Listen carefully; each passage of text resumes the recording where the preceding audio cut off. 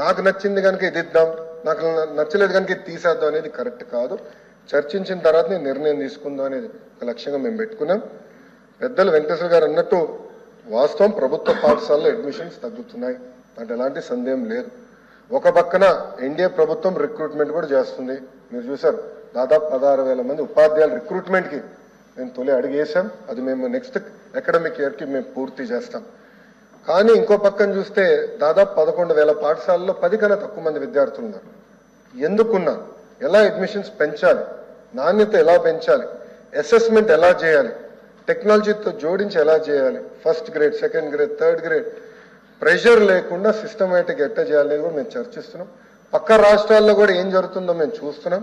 అటు ఉత్తరప్రదేశ్లో ఒక మోడల్ ఉంది, ఢిల్లీలో ఒక మోడల్ ఉంది, పక్క రాష్ట్రాల్లో కూడా ఏం జరుగుతుందో అందరం చర్చిస్తున్నాం. అధికారులు కూడా ఒక టీం వేసాం, వాళ్ళు కూడా వెళ్ళి చూస్తున్నారు. వాళ్ళు నివేదిక ఇచ్చినా నేను కూడా వెళ్ళాలనుకుంటున్నా.